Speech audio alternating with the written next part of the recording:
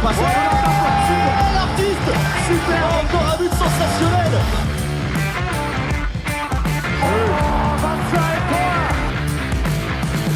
That's a brilliant bit of follow-up play by Mahe. Oh my goodness me, what a shot. Sagosen setter det hen!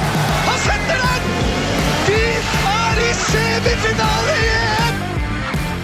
Hello and welcome to the Uninformed Handball Hour, and it is another one of our short podcasts which me and Chris will be trying to provide you today. So how are you doing, Chris? I'm good. Now that Brian's not here, he's not going to be able to choose every single game as an interesting game from this week's EURO Qualifiers, and that might make it less than an hour. But we wanted to have a short podcast because our favourite competition is starting this week, and that is the IHF Super Globe. Hey! The greatest tournament in the world is getting bigger and better with 12 teams participating.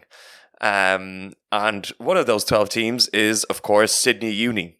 And to talk about that, always a fun story, always an interesting story about how a club from Australia gets together and competes at the highest level against the likes of Barcelona, Magdeburg, Benfica, and gets prepared for that. So we brought in an old friend, Eoin Murray, a former teammate on the Irish national team, but he's had a wild journey to get to where he is today. So we'll be speaking to him about how he got to being the co-coach of the Sydney Uni team, but also his handball history. But before that, Chris, you were just commentating on a pretty big game, and that was Sweden-Denmark in the EURO Cup.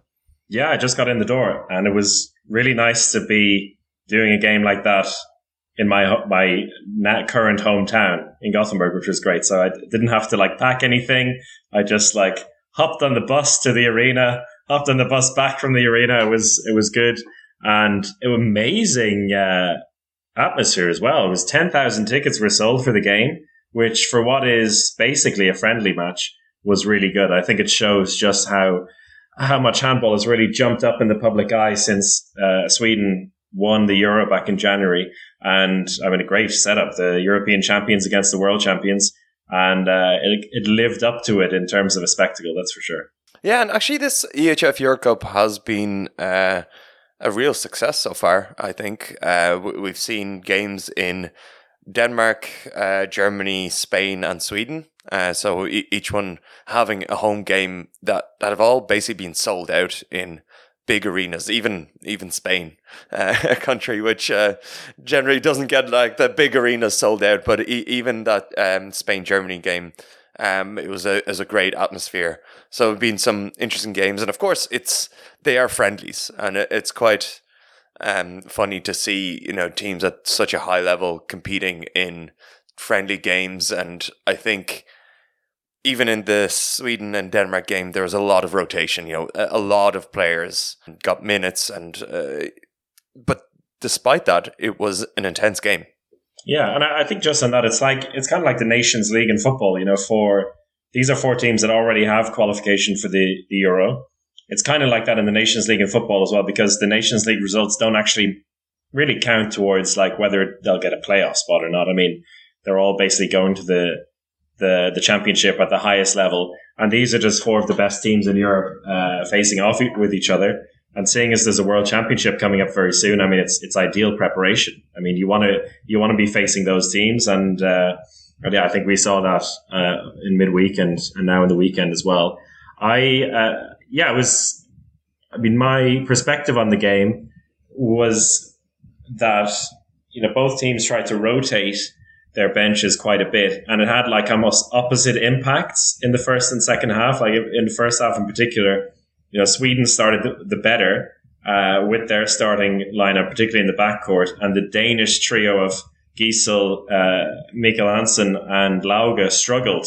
And so they swapped it around and brought in two of the younger or the smaller, speedier players in Pitlick and Holm, and the three of them that clicked beautifully for them. And Sweden tried to change the whole backcourt, and it had the opposite effect. It didn't really work for them. So that happened back and forth a few times, and it made it a very even game overall, but with swings of like 3 or 4 goals each way throughout the 60 minutes. I think I posted this on Twitter, but watching Sweden defend against Matthias Giesel in that first 15 minutes was really impressive.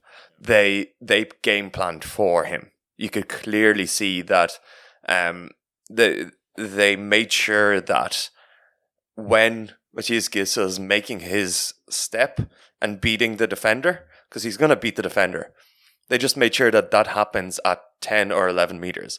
And it was Max Darry who was out there right in Giesel's face for those first 15 minutes, where he was going nowhere. He had no goals and 1 assist in those first 15 minutes. Of course, in the second 15 minutes of the first half, he kind of unleashed a little bit and ended up, I think, with 4 goals, sitting a lot more in the second half. But it's a bit of a recipe of how Matthias Giesel can be defended. And it was just interesting to see, because I can see Denmark-Sweden being another World Championship final easily. They're going to face off in a very important game very soon. And it was interesting to see how, at least from the Swedish side, they had a specific tactic that they executed in this friendly game. We will know exactly what happened to Matthias Giesel, because he got injured in the second half after he got absolutely clattered from behind by Jim Gottfriedsen. Ill time, and it seemed, first of all, that he had some kind of leg injury, maybe like a contact injury, but then he had his left thumb was being treated, and he seemed in real pain. So after the podcast comes out, I'm sure the news will come. Hopefully it's nothing long term for Giesel, but when he left in that second half, it really showed, what they're missing in that position, because Jakob Lasser, he tried, but maybe tried too hard to get the goals, and he just couldn't. Nothing clicked for him in the end. Denmark do have these interesting right backs coming into it, like Huxer, who you're saying in Aalborg is fitting in very well. Maybe a late bolter in the World Championship, because it's moments like that when Giesel does have to come off that they realize, okay, they're really missing a proper second choice right back. Yeah, absolutely. And I think there's a high chance that we get to see Mads Huxer in his in a Danish uniform before the World Championship as a tester. I think Jakob Lassen has been a little bit here and there at the start of the season for Hamburg. He took a big step up into the Bundesliga. He's had some impressive showings, but he's not necessarily right up there yet. He's still a bit raw. And I just can't believe that Hans Lindberg was playing there on the right wing. 41-year-old Hans Lindberg still putting in the minutes for the national team. And I don't know, there's something really special about it, because it's not about his ability or anything. It's just to have that sort of passion for the game, to be playing for the national team, midweek in October. It's and to do that for 25 years, not spending time with your family, and you're just giving that up to still put on a red jersey. It's just really special. And he of course got his customary goal in the game. So one more to add to the tally. It is remarkable also, because he was like kind of on the edge of the squad then for a while. He was almost like the 17th man for a couple of tournaments, and Lasse Svan in ahead of him with Johan Hansen, and then Svan has retired, and all of a sudden he's back in the top 2, like cemented his place there. And I just love it. I mean, when he eventually retires, Denmark better put on one hell of a party to celebrate his career, because he's been a hero for them. But a good game overall. Also, great goalkeeping performances, considering it was Denmark's third and fourth choice goalkeepers, and Sweden's third and fourth choice goalkeepers. Crazy. Like, it's scary times for the rest of the handball world, that you had like the second string pairings in both teams, and both very, very good. And I think Sweden, all in all, based on the 60 minutes, deserved the win. I think both teams got what they needed out of it, though. Nobody was too disappointed in the Danish side to lose. Though they did care about it, that's for sure. Like the way they were acting in those final 5 minutes, it mattered. And it says a lot about the rivalry between the two teams. And as you said, probably anticipation of further rivalry in the coming months as both of them take on the World Championship. We've had the EHF Euro qualifying 2 rounds happen over the last couple of days. Not that many surprising results across the board. Generally, it's been the better ranked team that has won, I think, most cases. But we've had some surprises. The biggest of which, I think, is Greece beating Netherlands. Big story for Greece there, winning 32-28 against a Dutch team that doesn't have Luke Steins. And really, this team without Luke Steins is not too impressive. They're missing that extra backcourt player. Of course, Kai Smits was still good. Danny Byens has actually been a little bit disappointing to start off this season with Hamburg. I think he needs to step up a little bit.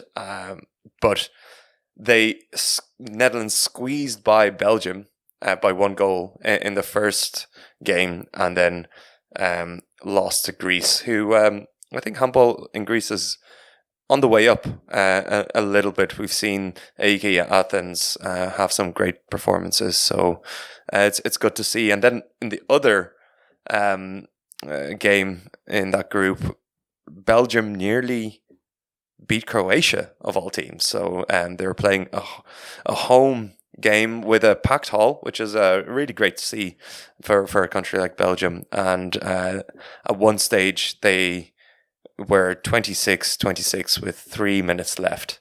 But in the end, it was just the big guns of Duvniak and Chinlisine just banging in standing shots for the last 3 minutes, and Croatia came out 30-27. So pretty interesting to see Belgium in quite good form going into the World Championship that they're going to participate for the first time in.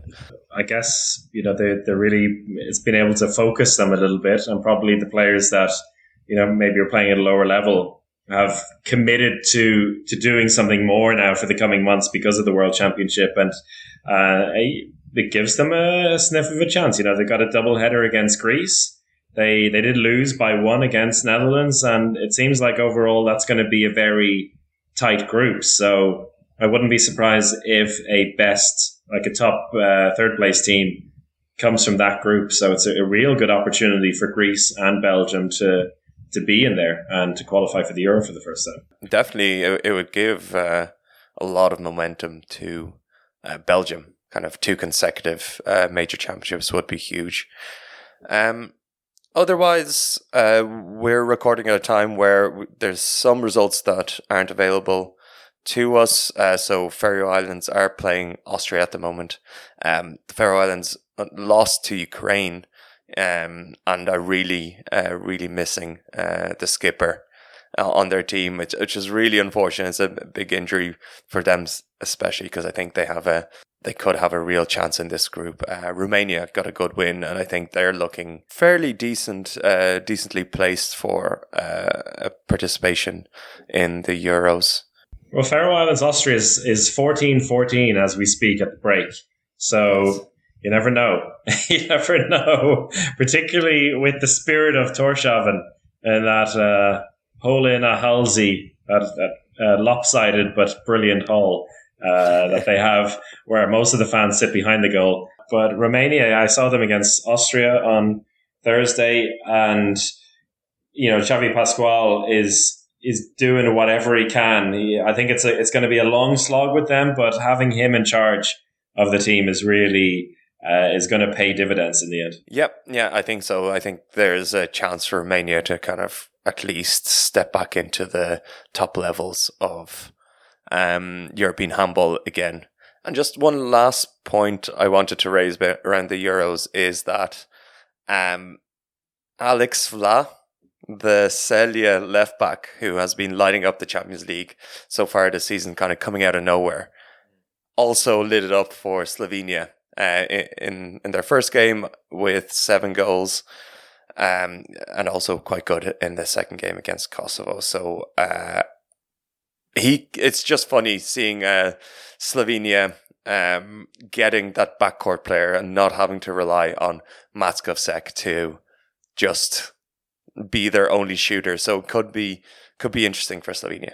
You want more shocks, right? You need some big surprising draws. Overall, I think it's been a bit lopsided towards the favourite teams or the higher ranking teams, which is always a bit of a pity, but it's early days in the... Good. So we can move on to our interview with Eoin Murray and speak about the IHF Super Globe and Sydney Uni's participation this year. Anytime there's a Super Globe on, it's a great opportunity to actually speak to a native English speaker. They're few and far between in the handball world, and we've got an Irishman on with us, Eoin Murray of Sydney Uni Handball Club on the eve of the Super Globe. Eoin, how you doing? Good, pretty good. It's a joy to have you on. I particularly have been waiting years for a good reason to get you on because, well, we're going to let you tell your own story a little bit. Maybe you can give us the Cliff Notes version of who you are and your handball journey. Yet another Irishman on the handball scene that nobody knows what's going on. Yeah. So I used to play on the Irish national team with Chris many years ago. It's been a long time. For about 10 years. And then I got into coaching and I was coaching the Singapore national teams, men's, women's and juniors. And then I moved to New Zealand and I coached the women's national team there, and then moved to Australia. And now I'm the Australian national team men's coach and junior men's coach. So busy. And now I'm at Sydney Uni. I had Super Globe. That's a good version. Yeah, we didn't get the Germany phase of your life. Oh yeah. I'm playing in Germany. Yeah, the part where you actually learn about handball and how it actually goes on. I've played in about 7 countries as well, but yeah, nice. That's 20 years. 20 years in like 10 seconds. You got The way you told it there, it sounded like you learned your whole trade in Ireland and then shared that across the world, which. Maybe not the best way to do it. I work with the IHF as a CCM lecturer as well, and going to teach people about handball, and everybody goes, "Why is an Irishman teaching us about handball?" Let's go. Learned it all in Ireland, everything. You're on the eve of the Super Globe. Sydney Uni are back. It's your first time with the team at the Super Globe, and we had one of the Ireland brothers. So we've gone from one of the Ireland brothers who was part of the hodgepodge team last year to an actual Irishman on the team. And last year they had to get a team from players around the world who had some kind of connection to Sydney Uni because of COVID still wreaking havoc with life or international life for people in Australia. Now you've got, I guess, the regular team together. Maybe you can give us a bit of an insight, because I think it's always interesting to hear about the Sydney team. What is the makeup of it this year? What does it look like? We're lucky enough this year that most of the team are Sydney based. Like you said, last year was an absolute nightmare. None of us could get out of Australia, so we ended up just pulling in ex-players from around the world. But this year we've got a decent team that we were able to train in Australia, and we took out the Oceania Championships a couple of months ago. Some pretty tough competition in Australia this year. UQ pushed us pretty hard in the final, and now we've got a couple of old faces back. We've got quite a few new people. We've got quite a few debutants this year, which is nice. So it's this nice mix. We've got I won't say an old squad, but an experienced squad has that of quite experienced players from around the world, and we've got a few native Aussies in there, which is even better to see from my point of view as Aussie national team coach. It's really good to see them starting to take the step up into this level and play with these sort of competitions with these sort of players. And it's always really interesting with Sydney, because they come into this competition for how many years has it been? 10 in a row. 10 years. 10 years in a row. The team who's competed the most, probably, out in Barcelona. Yeah, we have one of our players who's on his 10th, and he tells us every time that he's the most capped Super Globe player of all time. Who's that? Tomek Sklarsky from. Okay. Yeah. He's been at all of them, except he didn't make last year. We were stuck in Australia, but every other one he's been there. But yeah, so they do Sydney compete every year. And actually, when I say compete, they really do compete. It is coming up against the best clubs in the world, and it turns into a game. It's real handball, and it's always really interesting to me to understand how that level of handball can be maintained in Sydney or a country like Australia, which it doesn't, really have the pedigree, the historical handball pedigree that some of these clubs in this competition have. Yeah, similar to Ireland, we get quite a few expats into Australia to study in Ireland, for example, or study in Australia quite a bit. And that sort of bolsters the team, people with like decent handball pedigrees at a good level. And that bolsters the team. The Australian national, the local league is getting there slowly. COVID hit it quite a bit, obviously, with people not coming over, which allowed some of the younger Australian players to start coming through at that level. But yeah, we maintain it by making this tournament and making the team itself as a very good environment to play. And we retain a lot of players because of that. It's a very close-knit team. They're all up in my room right now. That's why I'm down here. So they're a very close team, and they have such a good relationship that we retain players quite well.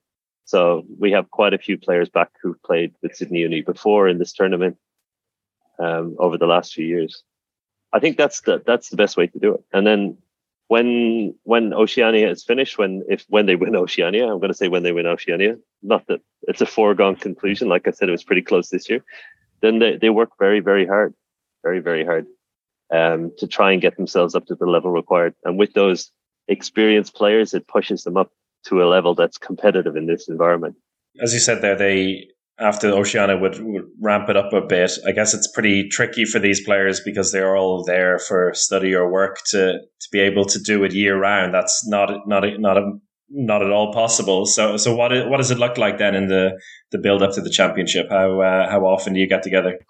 We get together just in handball training, just 4 or 5 times a week. And it has to be done. I mean, like if you want to play at this level, you have to put in the work. But we can't. You're absolutely right. We can't sustain that the entire year round. Our team is entirely amateurs. They all work. They all study, and we're the only fully amateur team in this competition, probably one of 2 anyway. So these guys, they put in so much work out of hours, evenings, mornings. Because they all have their fitness programs that they have to do outside of the handball, and plus the 4 or 5 sessions a week handball that we have to do for 2 months building up to this tournament. So it's a big sacrifice that these guys make, and it's a lot of work that they put in. And you can show it shows. It really does show. And how do you feel going into this tournament then? Kind of how has the preparation been? Do you feel like the team is in a good place? Yeah, to be honest, yes. I think this is one of the most promising teams we've ever had. It's a fast, very skillful team. And I think the level is really good. Having, especially over the last 3-4 days here in Dammam at our training camp, I think they've pushed each other so far in this camp that the level has absolutely stepped up, and they'll be very competitive. We played a challenge match against one of the other Super Globe competitors yesterday, or day before yesterday, and it was a very competitive match. There was nothing in it. So we're at the level. We're definitely at the level we need to be at for this tournament. And as long as we stay injury free, I think we'll be strong. There's a bit of a different format to the competition this time. There's more teams than ever before, which I think is good news. And it means we have 4 groups of 3 rather than kind of straight knockouts. And then, the teams that get knocked out kind of play with themselves for a couple of days. It makes it a bit more of an even run for everyone. On Tuesday, you kick off with Magdeburg, which is quite. I mean, that you just must be excited. I mean, terrified but excited as well. It's an awesome opportunity. This is what we've been saying to the guys all week, that this is a huge opportunity for them to show themselves on a world stage against the reigning world champions. I mean, it doesn't get bigger than this. Like Bundesliga champions, world champions. This is one of the best teams in the world, and they're all really keen to go and show exactly how good they can be against a team like this. I mean, obviously we're very realistic about this game. They're so strong. They're so strong everywhere. If you look at the players they have, it's unbelievable all across the court. But our guys are really, really ready to give them a fight. I think they'll be surprised. Although I probably shouldn't say that because then the surprise is gone. But I think they'll be a little surprised at how well we played this year. I think this team, out of all the Sydney teams over the last few years, has the most promise. I think to really take the fight to these sort of teams. And it's the only other team with an Irishman in it as well, in Christian O'Sullivan. So maybe you could try and get into his head before the game. we still haven't managed to recruit him for the Irish team yet, have we? He's doing too well still with Norway. And then it seems like with the third team in the group, Khalij, I don't know if that's a right way to pronounce it, which is the second Saudi Arabian team, and really hard to know exactly how it'll go. You'll already have a game under your belt then, and considering if everyone stays healthy for that second one, then there's in terms of not to say a realistic one to target to win, but there's a really decent chance of picking up something there. Yeah, we're really looking forward to that game. I think, we know what we have to do against this team. I see they may have a couple of new additions, which is going to make it slightly tougher, but I think they had quality all through their team. This is not you say it's a slightly easier match, but the step down it's not that big. I think they'll be a very competitive team. They're so strong across the back three, so strong. So I think this one will be a major challenge for us. Like you said, it's the one we're targeting. I think a win in that game will set us up for the rest of the tournament depending on how we do against Magdeburg, obviously. But I think, like I said, we're not quite sure what the level of this team is yet, or where we need to sit. We have a good idea about where we are, but I think we have a chance definitely against Khalij, a good chance against Khalij. We just have to play to our optimum level. If we do that, I think we've got a really good shot against them. And it must be a challenge trying to scout some of these teams in the competitions. We all know Magdeburg and Barcelona, but when you're looking at Club Ministros or Esperance de Tunis or the Saudi Arabian teams, that's a bit of a challenge. How do you approach that? We've been lucky enough. We've managed to get a few of their games from the league over the last. They played a couple of times in the Saudi league here, and it's nice. We managed to get hold of a bit of tape, which is good for us, a bit of inside knowledge. So we scouted them pretty thoroughly at this stage. Like I said, they might have a couple of new additions. We don't know. But we know what they can do. We're very aware of what they can do and where we think they're weak as that. But we think we can exploit the areas we think we can exploit. So, it's impossible. It's not like you can jump on EHF TV or YouTube and just easily find a match. But yeah, I think we're ready. I think we'll give it a good chance. And you're the least scoutable team of all. Which is good. Nobody has any idea what we're going with. To be honest, I'm not quite sure how well we do, but we got something. Nobody has any idea. Like I said, nobody has any idea. And I think we will be a surprise for most people. Everybody's used to seeing us every year and going, we know exactly what they're all about. But I think this year it's going to be a little bit different. I think we're a little bit stronger than we have been before. Nice. Okay. That's what I think.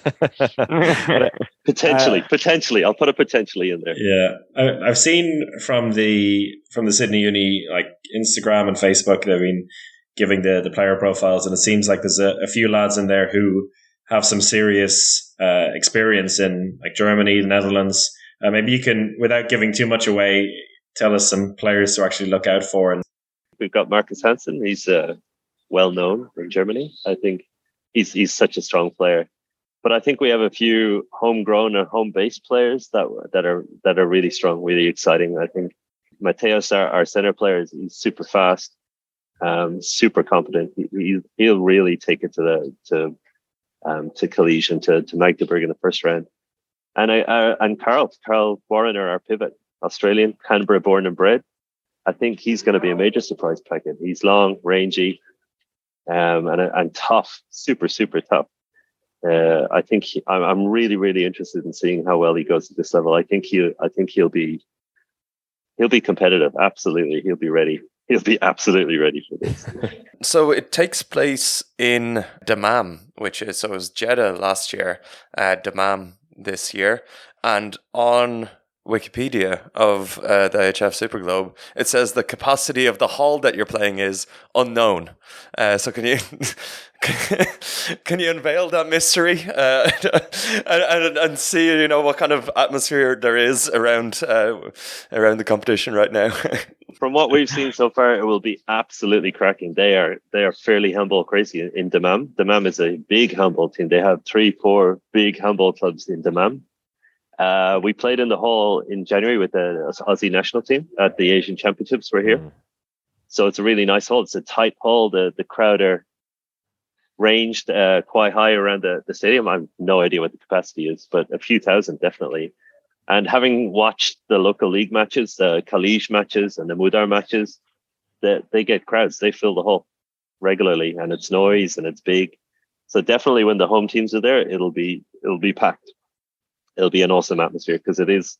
We were there. We watched when we were there for Asian Championships. We watched the final. We watched Saudi play against Qatar, and it was going off, to put it mildly. So yeah, they're a really great crowd here. They're really keen on handball, and they're really excited that this competition is here. So I think we'll have a really great atmosphere, and we're absolutely looking forward to this. As crowds at a handball match are not that extensive, so it's going to be really great for these guys to have a crowd, maybe not cheering them on against Khalij, but at least making noise when they're playing, which it's going to be a whole new experience for some of them. It seems like it's an exciting time in general to be hopping on board with Australian handball again, with Brisbane 2032 set for the Olympics. Always seems to be kind of a recurring topic when we talk about what's happening in the USA right now and whether they are making the strides they need for LA 28 to have the teams ready. They seem to be going in one direction, at least with the men's team. You're involved with the men's national team now. I guess you have that.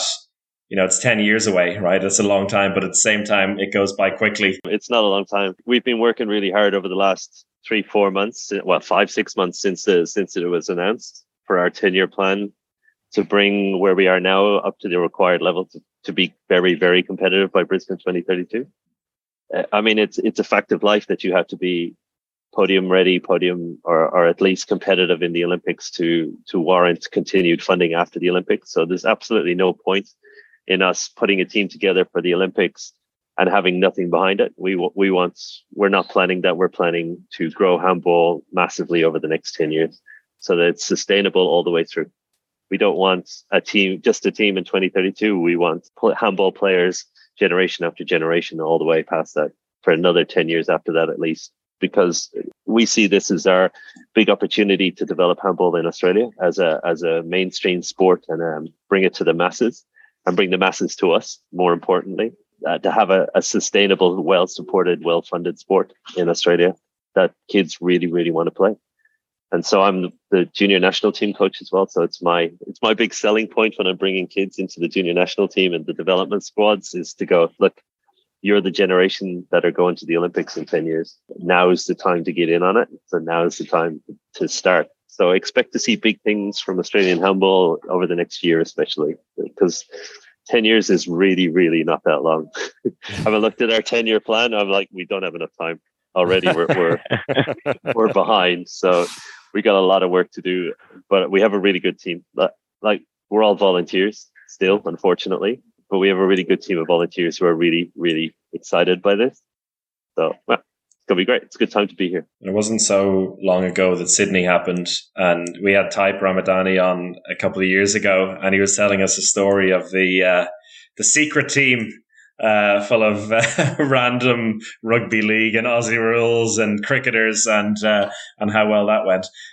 So I guess it's near enough that everyone involved knows that kind of horror story and how they weren't ready for it afterwards. So everything is being done to ensure that doesn't happen again. Yeah, we're not going down that route again. That's not what we want to do. We don't want to just take handball players or take AFL players just for this team. We want to develop a whole spectrum of teams a whole spectrum of just handball development throughout the country. Tape's got a wonderful set of stories about that. Yeah, it sure does. At some point when you're in Europe with Australia, whether you qualify for the next World Championship or before the next attempt, we'll get you on again. I think we haven't even delved into your times in Saarbrücken or Singapore or New Zealand. I mean, I've met enough of the people you coached in New Zealand now that I need to address that. But We'll do Oh that. God, that doesn't sound good. No, I didn't. that sounded very serious. No, I mean, to go back over that time, because I'm sure you have a lot of stories on that, but we'll leave it with the Sydney and Australia chat for today. Yeah, good luck on Tuesday and for the whole tournament. We always support Sydney, I think it's fair to say. Yeah, I think everyone should get behind Sydney. Yeah, we're the lovable underdogs from down under. I mean, why wouldn't you? Thanks a lot, Owen, and take care. Enjoy the tournament, yeah? Thanks, guys. Talk to you soon. Thank you, Eoin Murray. Really nice to talk to him on the podcast at last, and I'm pretty sure it won't be the last time, as we scratched the surface only on his wild career, but we're focusing on the Sydney Uni side of it, on Australia. And he seems pretty confident, right? Interestingly confident. Let's see. It's impossible to know what a team like Kalisz has in store for them. But it's very possible to know what a team like Magdeburg has in store for them. And new format this year. There's a group stage with 12 teams, so 4 groups of 3. A lot of teams, the favourites, of course, being the top European teams. Barcelona, the kind of eternal winners of this competition. I think they've got 7 wins so far. Magdeburg, Kielce, Benfica in there as well. I'm actually interested to see how a team like Benfica will hold up against the top teams like Kielce and Barcelona or Magdeburg. So just that's a interesting one to look out for. One team to look out for is Esperance de Tunis, the Arab Handball Champions, Arab Handball Championship of Champions winners, which is the official name of that. They beat Zamalek in the final of that championship, and there was an insane atmosphere in that. Anytime Tunisia play Egypt in any sort of way in handball, there always is a big atmosphere. But to beat a team like Zamalek shows that Esperance de Tunis are not messing about here.